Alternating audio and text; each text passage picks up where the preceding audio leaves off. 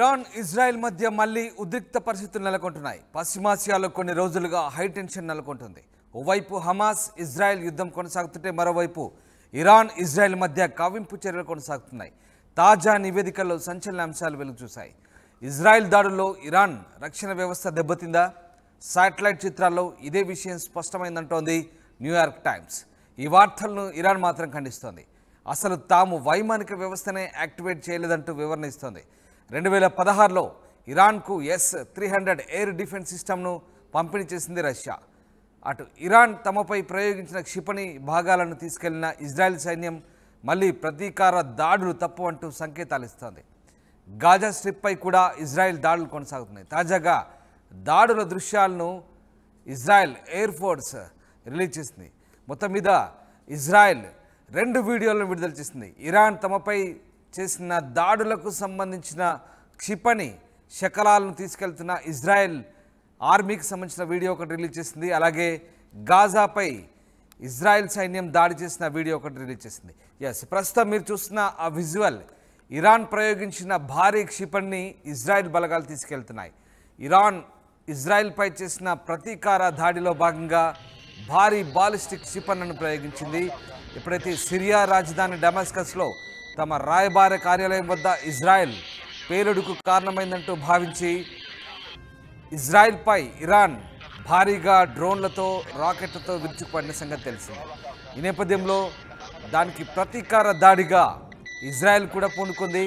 అయితే Israel Iran మధ్య దాడులు కొనసాగుతూనే ఉన్నాయి. ఇరాన్ చేసిన క్షిపణి దాడులు, దానికి సంబంధించిన శకలాలు, ఒక పేలని క్షిపణి ఏదైతే ఉందో బ్లాస్ట్ కాని క్షిపణికి సంబంధించిన వీడియో ఒకటి ఇజ్రాయెల్ రిలీజ్ చేసింది. దానికి సంబంధించిన దృశ్యాలు మనం చూస్తున్నాం. ఓ భారీ క్షిపణిని ఇజ్రాయెల్ సైన్యం అక్కడి నుంచి నిర్వీర్యం చేసి తీసుకెళ్తున్న దృశ్యాలు మనకు కనబడతా ఉన్నాయి. అది పేలని క్షిపణి. ఓ భారీ క్షిపణిని ఇజ్రాయెల్ సైన్యం హెలికాప్టర్ ద్వారా అక్కడి నుంచి మోసుకెళ్తున్న దృశ్యాలు మనకు కనబడతా ఉన్నాయి. వాస్తవానికి ఇరాన్కు ఇజ్రాయెల్ మధ్య చాలా దూరం ఉంటుంది. అయినప్పటికీ కూడా ఎంతో శక్తివంతమైనటువంటి రాకెట్స్ని ఇరాన్ ప్రయోగిస్తుంది. ఇరాన్ మధ్య అత్యంత శక్తివంతమైన 9 బాలిస్టిక్ క్షిపణులు ఉన్నట్టుగా తెలుస్తోంది.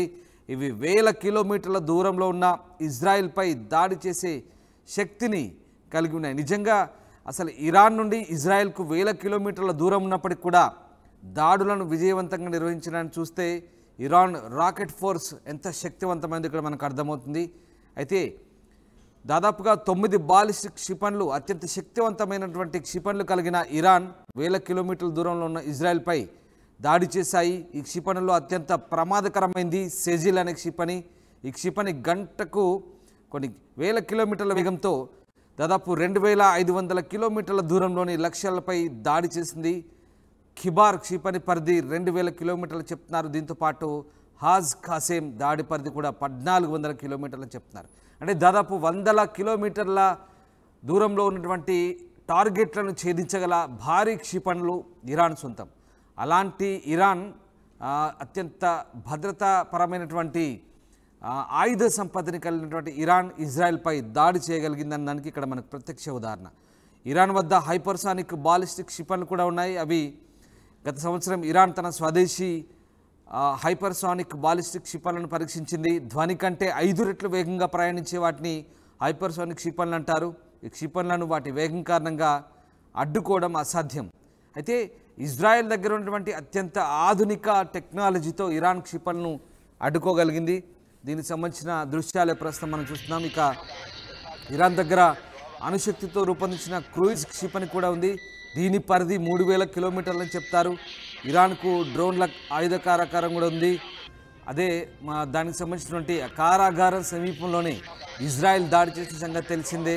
ఎక్కడైతే ఇరాన్ ఇరాక్ ఈ ఉమ్మడి స్థావరం ఏదైతే ఉందో ఆ ప్రాంతంలోని ఇస్ఫహాన్ నగరం ప్రాంతంలో ఉన్నటువంటి ఆ డ్రోన్ల కర్మాగారం ఉంది. అలాగే ఆయుధ కర్మాగారం ఉంది. న్యూక్లియర్ ప్లాంట్ కూడా ఉంది. ఆ ప్రాంతంలోనే ఇజ్రాయెల్ ప్రతీకార దాడి చేసింది. అప్పుడు కానీ దానికి సంబంధించినటువంటి సరైన ఆధారం లేకపోవడంతో ఇరాన్ తిరిగి ప్రతిదాడి చేయలేకపోయింది. మొత్తం మీద ఇరాన్ ఇజ్రాయెల్ మధ్య ఆ ఉద్రిక్త పరిస్థితులు ఇంకా కొనసాగుతూనే ఉన్నాయి. మొత్తం మీద ఇరాన్ వద్ద కొన్ని ప్రాణాంతక డ్రోన్స్ కూడా ఉన్నట్టుగా తెలుస్తుంది. మొజాహిర్ 112 జీరో అనే ఒక ప్రాంతక డ్రోన్ ఉన్నట్టు కూడా తెలిసింది. దీని పరిధి 2000 కిలోమీటర్లు చెప్తున్నారు. ఇది 300 కిలోల బరువును మోయగలుగుతుందని చెప్తున్నారు. మొత్తం మీద ఇప్పుడైతే ప్రస్తుతానికి ఈ రకమైనటువంటి ఆయుధ సంపత్తి కలిగినటువంటి ఇరాన్ ఇజ్రాయెల్పై ఎలా దాడి చేయగలిగింది, ఇజ్రాయెల్ దాన్ని ఎలా తిప్పికొట్టగలిగిందనే అంశాలకు సంబంధించి కూడా న్యూయార్క్ టైమ్స్ తాజాగా విడుదల చేసినటువంటి ఒక కథనాన్ని బట్టి మనకు అర్థమవుతుంది. అయితే ఇప్పుడు మనం చూస్తున్న వీడియోలు ఏదైతే ఉందో ఇజ్రాయెల్ రిలీజ్ చేసిన వీడియోలు ఏదైతే ఇరాన్ ప్రయోగించినటువంటి బాలిస్టిక్ క్షిపణులను ఇజ్రాయెల్ సైన్యం తమ హెలికాప్టర్ల ద్వారా తీసుకెళ్తున్న దృశ్యాలు. రైట్, ఇంకొక వీడియో ఇక్కడ గాజాపై ఇజ్రాయెల్ చేసిన దాడులకు సంబంధించిన దృశ్యాలు. ఏదైతే గాజాలో తలదాచుకుంటున్నటువంటి హమాస్ మిలిటెంట్లపై ఇజ్రాయెల్ విరుచుపడుతూనే ఉంది. కేవలం గాజా మాత్రమే కాదు, సిరియాలో, అలాగే లెబనాన్లో, ఇరాన్లో, ఇరాక్లో ఎక్కడ హమాస్ మిలిటెంట్లు ఉన్నా అక్కడ ఇజ్రాయెల్ తన దాడులు కొనసాగిస్తుంది. ఈ నేపథ్యంలోనే ఇది పూర్తిగా కేవలం పాలస్తీనా ఇజ్రాయెల్ మధ్య కాకుండా పూర్తిగా దేశాల మధ్య యుద్ధంగా మారిపోయిన సంగతి తెలిసింది. అదంతా మనం గత కొద్ది రోజులుగా ఆ వార్తలు వింటూనే ఉన్నాం, వాటికి సంబంధించిన దృశ్యాలు చూస్తూనే ఉన్నాం. తాజాగా గాజాపై ఇజ్రాయెల్ చేసిన దాడికి సంబంధించిన దృశ్యాలు చూస్తున్నారు. హమాస్ మిలిటెంట్లను ఎప్పటికప్పుడు మట్టుబెడుతున్న పరిస్థితి కనబడతా ఉంది. హమాస్ కూడా తాము కూడా దాడులు చేశాము రాకెట్లతో, డ్రోన్లతో అంటూ 2-3 రోజుల కింద ప్రకటించిన సంగతి తెలిసిందే. తాము కొన్ని స్థావరాలను లక్ష్యంగా చేసుకొని దాడులు చేశామంటూ హమాస్ చెప్తుంది. అయితే హమాస్పై మాత్రం ఇజ్రాయెల్ భీకర దాడులతో విరుచుపడుతోంది. ఎప్పటికప్పుడు టాప్ మిలిటరీ కమాండర్లను, హమాస్కు చెందినటువంటి కమాండర్లను ఎప్పటికప్పుడు మట్టుబెడుతున్న పరిస్థితి. అవకాశం దొరికినప్పుడల్లా ఆయా ప్రాంతాలను గురి చూసి టార్గెట్ చేసి మరి ఆ ప్రాంతాల్లో భీకరమైన దాడులు కొనసాగుతుంది. దానికి సంబంధించిన దృశ్యాలే ఈ గాజాపై దాడి జరుపుతున్నటువంటి దృశ్యాలు. ఇక్కడ 2 రకాలటువంటి దృశ్యాలు మీరు చూశారు. తాజాగా ఇరాన్ ప్రయోగించిన ఏదైతే ఆ క్షిపణి ఉందో దాన్ని నిర్వీర్యం చేస్తూ ఇజ్రాయెల్ సైన్యము తీసుకెళ్తున్న దృశ్యం ఒకటైతే, గాజాపై హమాస్ మిలిటెంట్లపై ఇజ్రాయెల్ చేస్తున్న దాడి మరొకటి. మొత్తం మీద పశ్చిమాసియాలో ఇంకా ఉద్రిక్త పరిస్థితులు అయితే ఇంకా తగ్గలేదు. మొత్తం మీద ఇంకా ఆ పరిస్థితులు కంటిన్యూ అవుతూనే ఉన్నాయి. అంతర్జాతీయ సమాజం ఓవైపు ఇక్కడ ఉద్రిక్తతలను తగ్గించేందుకు చేస్తున్న ప్రయత్నాలు కూడా ఎంతవరకు సఫలీకృతమవుతాయో చూడాలి. ఓవరాల్గా ఇటు ఇరువైపులా కొన్ని దేశాలకు, ఇటు ఇరాన్కు, ఇటు ఇజ్రాయెల్కు, ఇరువైపులా ఈ 2 దేశాలకు కొన్ని అగ్రదేశాలు మద్దతిస్తున్న సంగతి తెలిసిందే. తాజాగా ప్రస్తుతానికైతే ఇరాన్ ఇజ్రాయెల్ మధ్య మళ్ళీ ఎప్పుడేం జరుగుతుందన్న ఉత్కంఠ వాతావరణం అయితే కొనసాగుతోంది. దానికి సంబంధించిన ఈ దృశ్యాలు ఇజ్రాయెల్ ఆర్మీ రిలీజ్ చేసిన దృశ్యాలు అయితే మనం చూస్తున్నాం. దాంతోపాటు న్యూయార్క్ టైమ్స్ కూడా కొన్ని ఆధారాలను బయటపెట్టింది.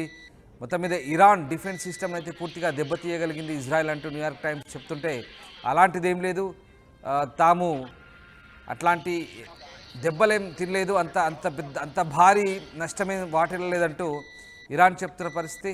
మొత్తం మీద ఆ వార్తల్లో అయితే ఇరాన్ ఖండిస్తోంది. అసలు తాము వైమానిక వ్యవస్థనే యాక్టివేట్ చేయలేదంటూ వివరణిస్తున్న పరిస్థితి.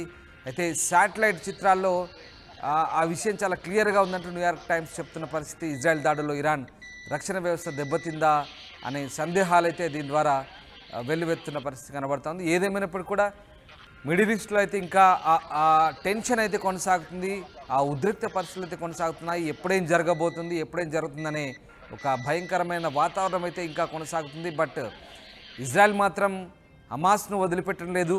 అది ఏ దేశంలో హమాస్ మిలిటెంట్లున్నా, ఎక్కడ దాక్కున్నా, ఎక్కడ నక్కి ఉన్నా వాళ్ళను వదిలిపెట్టకుండా వారిపై దాడులు చేసిన పరిస్థితి. అవసరమైతే అక్కడ వాళ్ళకు అడ్డు వచ్చినటువంటి దేశాలపై కూడా ప్రతిదాడులు కొనసాగుతున్న పరిస్థితి.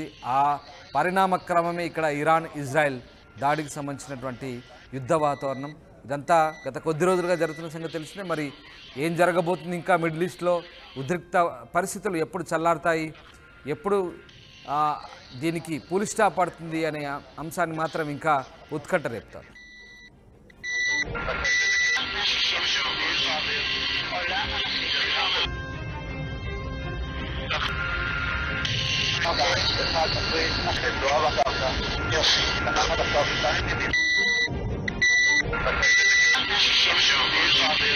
Hola.